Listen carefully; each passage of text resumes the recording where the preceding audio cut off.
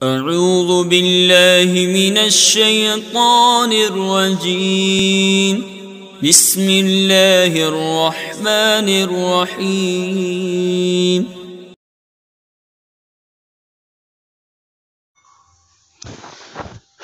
بسم اللہ الرحمن الرحیم۔ میں مجاہد حسین رضوی، استاذ دارالعلوم غریب نواز الہ آباد درجہ خامسہ کے متعلمین سے مخاطب ہوں۔ آج کے سبق میں یعنی سراجی فی المیراث کے سبق میں حجب کے تعلق سے تفصیلات کا بیان ہے۔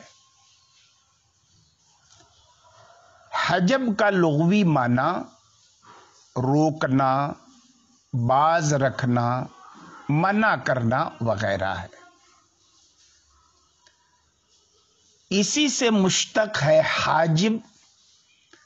حاجب کہتے ہیں دربان کو، یہ بھی غیر مناسب آدمی کو دروازے کے اندر گھسنے سے روکتا ہے۔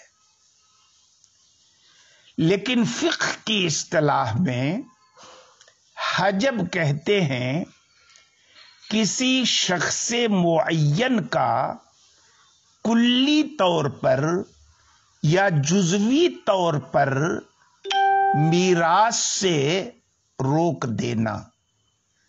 کیوں روک دینا؟ کسی دوسرے شخص کی موجودگی کی بنا پر۔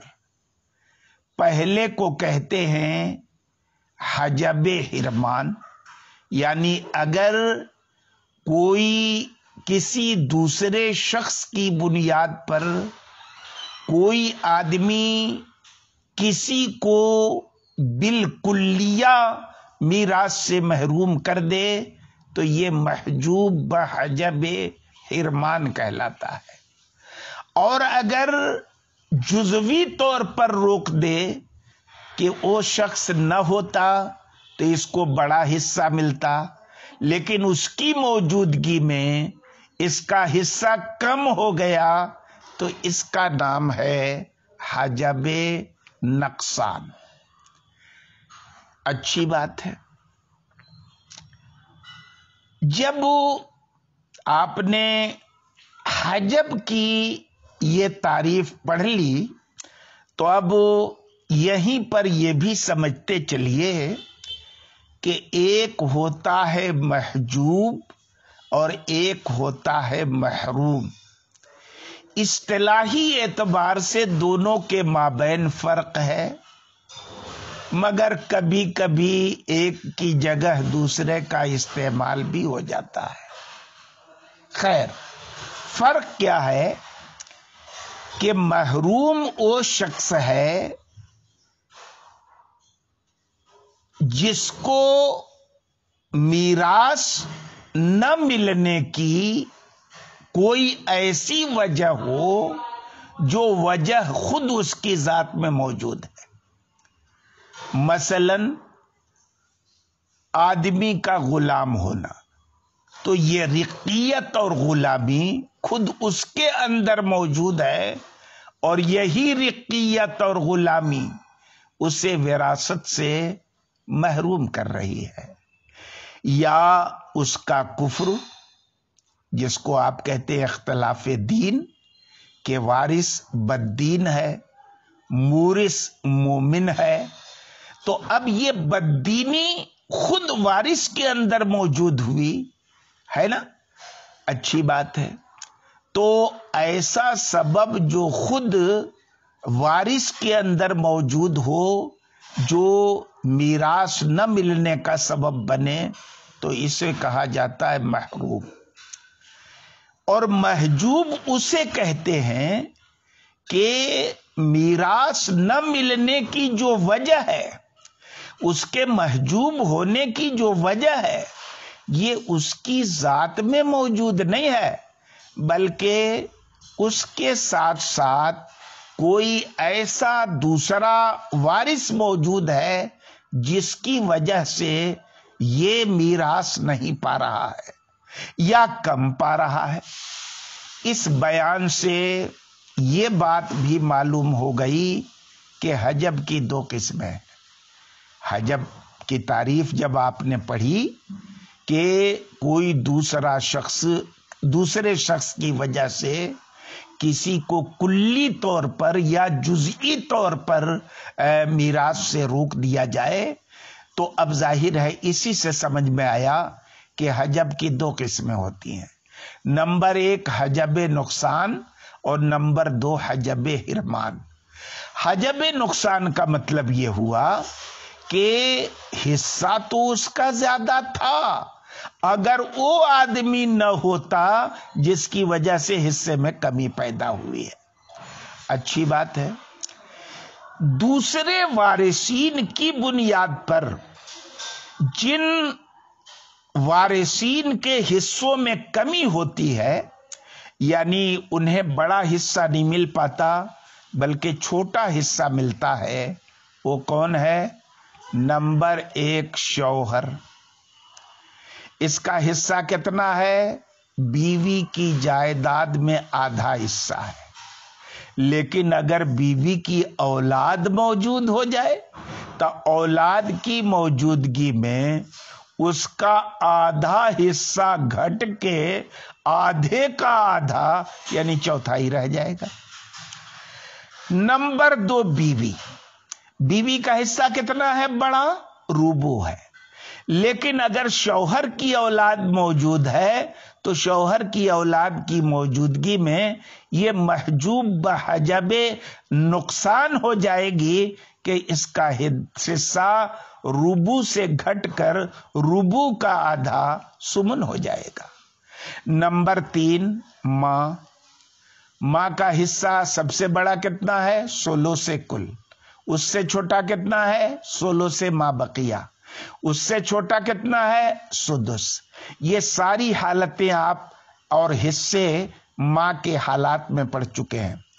تو اب بیٹا موجود، بیٹا نہیں ہے تو پوتا موجود، نیچے تک کوئی بھی، کسی طرح کے 2 بھائی بہن اخیافی ہوں، اللاتی ہوں، سگے ہوں، بھائی ہوں، بہن ہوں، 2 کی تعداد بھائیوں بہنوں کی یا اکیلے بھائیوں کی اکیلے بہن کی موجود ہو تو ماں کا حصہ ثلث سے گھٹ کر سدس رہ جاتا ہے. نمبر 4 پوتی. پوتی ایک بیٹی کی موجودگی میں کتنا پاتی ہے؟ سدس. یعنی بیٹی نہ ہوتی سلبی بیٹی میت کی تو بنت الابن کو کتنا ملتا؟ ان کے حالات میں آپ پڑھ چکے ہیں کہ نصف ملتا. لیکن ایک سلبی بیٹی کی موجودگی نے اس کے نصف کے حصے کو گھٹا کے کہاں پہنچا دیا؟ سدس تک پہنچا دیا. کہ پہلے اس کو 6 میں سے 3 ملتا، اب 6 میں سے 1 مل رہا ہے کہ نہیں؟ نمبر 5 اللاتی بہن. اس کی حیثیت بھی ٹھیک بنت الابن کی طرح کہ جیسے بنت الابن ایک سلبی بیٹی کی موجودگی میں سدس پاتی ہے، ویسے ہی اللاتی بہن ایک حقیقی بہن کی موجودگی میں نصف کے بجائے سدس کی حقدار ہوتی ہے. یہ ہوا حجب نقصان کہ ان ساری صورتوں میں وارث کا بڑا حصہ گھٹ کے کم ہو گیا. حجب حرمان کو سمجھنے کے لیے آپ کو ایک قاعدہ یاد رکھنا پڑے گا کہ بسا اوقات حکم جو ہے یہ اس بات کے طریقے پر ہوتا ہے اور کبھی نفین ہوتا ہے. جب کسی فریق پر کوئی حکم لگایا جاتا ہے تو اس بات و نفی دونوں طریقے پر ہو سکتا ہے. مثلا کہا جائے کہ فلاں فریق جنت سے محروم ہے تو یہاں گنجائش ہے. فلاں فریق جنت سے محروم ہے تو ایسی جگہ گنجائش ہے کہ کہہ دیا جائے کہ فلاں فریق جنت سے محروم ہے اور لیکن فلاں نہیں ہے. اسی اصول کو سامنے رکھتے ہوئے جب حجب حرمان میں की बात की जाती है हजब हिरमान की, तो यही तरीका इख्तियार किया गया कि हजब हिरमान की दो किस्में हैं। एक फरीक वो है जो कभी महरूम नहीं होता, और वो 6 अफराद है। एक फरीक ऐसा हजब हिरमान उससे मुताल्लिक ही नहीं होता।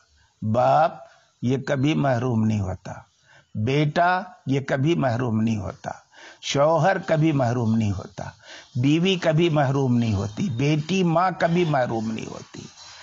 लेकिन इन बाप, बेटा, शौहर, बीवी, बेटी, माँ, इनके सिवा एक फरीक ऐसा है जो बाज हालतों में वारिस होता है और बाज हालतों में वारिस नहीं होता। अब उसूल क्या है कि कब वारिस होगा और कब वारिस नहीं होगा, तो इस सिलसिले में 2 उसूल जरूरी है याद रखना कि उन 2 उसूल में से कोई असल अगर पाली जाए तो वो वारिस महरूम हो जाएगा। पहला उसूल है अल अकरब फल अकरब का। बाबुल असबात में उसकी तफसील गुजर चुकी है। मसलन असबाब नफ्से ही में नवे अव्वल, नवे सानी, नवे सालिस, नवे राबे के नवे अव्वल की मौजूदगी में नवे सानी महरूम, नवे सानी की मौजूदगी में नवे सालिस महरूम, नवे सालिस की मौजूदगी में नवे राबे महरूम। जब कोई नहीं रहेगा तब नवे राबे को बतौरे असबा माल मिलेगा। और नंबर 2 उसूल ये है कि वारिस की अगर किसी वास्ते के सबब मैयत से रिश्तेदारी है तो जब तक जब तक वो वास्ता मौजूद है वो जुल वास्ता महरूम रहेगा। इसी को दूसरे लफ्जों में ऐसे कह सकते हैं कि मैयत से जिसकी रिश्तेदारी किसी वास्ते से हो तो उस वास्ते के रहते हुए ये रिश्तेदार मीरास से महरूम रहेगा। लेकिन एक वारिस इससे मुस्तस्ना है, और वो क्या है? औलादे क्यों? औलादे मां के वास्ते से मैयत का रिश्तेदार होता है कि नहीं? लेकिन इसके बावजूद मां के होते हुए उसकी मौजूदगी में औलादे जो है, अखियाफी भाई बहन, ये मुरिस के मीरास से महरूम नहीं होते। और इस इस्तिस्ना की 2 वजह हैं। पहली वजह यह है कि मां मौजूद है तो जाहिर है सारे तरका की मुस्तहिक नहीं होगी। कितने तरका की मुस्तहिक होगी? 16 से कुल की। नंबर 2, इत्तेहाद सबब नहीं पाया गया, इसलिए कि मां होने की वजह से हिस्सा ले रही है और औलाद रिश्ते उखुवत की वजह से हिस्सा ले रही है। फिर एक कायदा ये भी याद रखिए कि महजूब जो है ये बिल इत्तेफाक हाजिब बन जाता है। महजूब बिल इत्तेफाक हाजिब बन जाता है, यानी कोई आदमी जिसकी मौजूदगी में दूसरा आदमी महरूम होता है तो ये हाजिब बन गया उसके लिए, तो खुद महजूब है लेकिन वो दूसरे का हाजिब बन सकता है, यानी खुद मिरास न पाए और दूसरे हिस्सों में कमी कर दे। जैसे 2 भाई बहन अब्बा की मौजूदगी में, यानी मैयत के 2 भाई या बहन हो या एक भाई एक बहन हो, जो भी हो, 2 की तादाद पूरी हो, तो मैयत के बाप की मौजूदगी में वो महजूब है, नहीं मिलेगा। पढ़ चुके हैं आप, वबनुल आयान वल अल्लात कुल्लुहुम यस्कुतून बिल अब। लेकिन इसके बावजूद मां के हिस्से को खुद कुछ नहीं मिल रहा है, लेकिन ये न होते तो मां को कितना मिलता? सुलुस मिलता। लेकिन ये मां के हिस्से को सुलुस से सुदुस कर देते हैं। ऐसे ही दादी बाप के रहते हुए महरूम होती है। बाप की मां, मैयत के बाप की मां मैयत के बाप की मौजूदगी में महरूम रहती है, लेकिन इसके बावजूद मां की नानी को महरूम कर देगी। मां की नानी को महरूम कर देगी। इससे पहले गुजर चुका है। क्यों? इसलिए कि मां की नानी میت سے دو واسطے سے پہنچ رہی ہے وہ ابعد ہے، اور یہ میت کی دادی ایک واسطے سے میت پہنچ رہی ہے، یہ اقرب ہے، تو اقرب کے ہوتے ہوئے ابعد کو نہیں ملے گا۔ یہ گفتگو تو محجوب کے متعلق تھی کہ یہ حاجب بنتا ہے، لیکن محروم جو ہے، یعنی جس کے اندر کوئی سبب ایسا پایا جائے محرومی کا جو خود اس کے اندر موجود ہے، یہ ہمارے نزدیک کسی کا حاجب نہیں بنتا۔ مثلا کسی شخص کا انتقال ہوا اور اس کا کوئی بیٹا کافر یا غلام موجود ہے، تو اس بیٹے کی وجہ سے میت کا کوئی وارث محروم نہیں ہوگا، بلکہ اس بیٹے کو کالعدم شمار کر کے میراث کی تقسیم کی جائے گی، اس کو کچھ نہیں ملے گا۔ لیکن حضرت عبداللہ ابن مسعود رضی اللہ عنہ کے نزدیک محروم یہ حاجب بنتا ہے، حجب حرمان کے ذریعے تو نہیں، لیکن حجب نقصان کے ذریعے۔ مثلا کسی عورت کا انتقال ہوا، اس نے ایک شوہر اور دو اخیافی بھائی اور ایک کافر بیٹا چھوڑا، تو جمہور کے نزدیک شوہر کو نصف اور دونوں بھائیوں کو ثلث اور باقی ان اسبات کے لیے ہے جو اس کافر بیٹے کے علاوہ ہیں، اور اگر اسبات موجود نہ ہو تو اولاد پر رد کر دیا جائے گا۔ لیکن حضرت عبداللہ ابن مسعود رضی اللہ تعالیٰ عنہ کے نزدیک چونکہ بیٹا موجود ہے، اس لیے شوہر کے حصہ نصف کو گھٹا کے نصف کا نصف ربع کر دے گا اور شوہر کو نصف ملے گا، ہے نا؟ اچھی بات ہے، یعنی شوہر کے لیے یہ کافر بیٹا حاجب بحجب نقصان بنائے گا۔ البتہ اولاد ان کے نزدیک بھی ثلث کی مستحق ہوگی، کیونکہ دو ہوں تو ثلث پاتے ہیں، اور باقی اسبات کا ہوگا۔ اچھی بات ہے۔ اگر ابن مسعود رضی اللہ تعالیٰ عنہ کافر بیٹے کو حجب حرمان کے ساتھ حاجب شمار کرتے تو پھر اولاد کیا ہوتی؟ محروم ہوتی، کیونکہ بیٹا کی موجودگی میں بھائی محروم ہوتے۔ اب جب یہ تفصیل پوری آپ کے ذہن میں آ گئی تو اب سنیے عبارت کا ترجمہ۔ باب الحجب، حجب کا بیان۔ الحجب علی نوعین، حجب کی دو قسمیں ہیں، حجب نقصان اور وہوا حجب عن سہم الی سہم، اور یہ وہ حجب ہے جو ایک حصے سے، ظاہر ہے ایک حصہ یہ بڑا ہوگا، الی سہم دوسرے حصے کی طرف، ظاہر ہے یہ والا حصہ چھوٹا ہوگا، تو چھوٹے حصے بڑے حصے سے چھوٹے حصے کی طرف پھیر دے، اور یہ 5 افراد کے لیے ہوتا ہے، شوہر کے لیے، بیوی کے لیے، ماں کے لیے، بنت الابن کے لیے، اخت لابن کے لیے، اور اس کا بیان گزر چکا ہے۔ اور حجب حرمان اور وارثین کا اس میں 2 گروہ ہے۔ ایک گروہ وہ ہے جو کسی حال میں محجوب نہیں ہوتا، اور وہ 6 ہیں۔ نمبر 1 بیٹا، نمبر 2 باپ، نمبر 3 شوہر، نمبر 4 بیٹی، نمبر 5 ماں، اور نمبر 6 زوجہ۔ اور ایک فریق وہ ہے جو ایک حال میں تو وارث ہوتے ہیں اور ایک حال میں محجوب ہو جاتے ہیں، اور وارث ہونے اور محجوب ہونے کا معاملہ یہ 2 اصول پر مبنی ہے۔ نمبر 1 کہ ہر وہ وارث جو میت کی طرف کسی شخص کے ذریعے منسوب ہو تو اس شخص کے وجود کے ساتھ وہ وارث نہیں ہوگا، سوائے اولاد کے کہ یہ ماں کے ساتھ وارث ہوں گی، کیونکہ جمیع ترکہ کی ماں حقدار نہیں ہے۔ اور دوسرا اصول الاقرب فالاقرب کا ہے، جیسا کہ ہم نے اسبات میں ذکر کیا ہے، اور محروم ہمارے نزدیک حاجب نہیں بنتا، نہ حاجب حرمان نہ حاجب نقصان نہیں بنتا۔ اور حضرت عبداللہ ابن مسعود رضی اللہ تعالیٰ عنہ کے نزدیک حاجب حرمان تو ہم ہی لوگوں کی طرح نہیں بنتا، لیکن حاجب نقصان بنتا ہے، جیسے کہ کافر ہے، قاتل ہے، رقیق ہے نا، ہے نا۔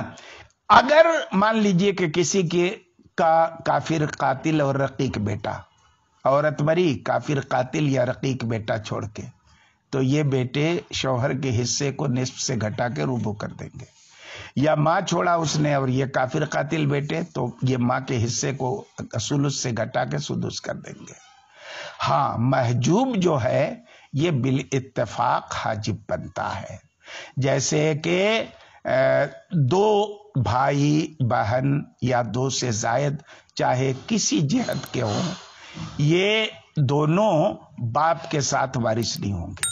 دو بھائی بہن یا اس سے زیادہ یہ سب باپ کے ساتھ وارث نہیں ہوں گے، پڑھ چکے آپ، لیکن یہ ماں کے حصے کو ثلث سے سدس کی طرف روک دیں گے، ہے کہ نہیں؟ ماں کے حصے کو ثلث سے سدس کی طرف پھیر دیں گے۔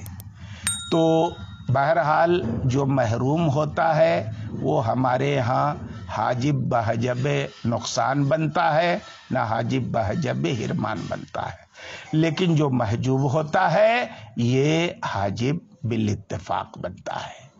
مثال آپ کے سامنے گزر چکی، آج کے سبق میں اتنا ہی، باقی کل انشاءاللہ۔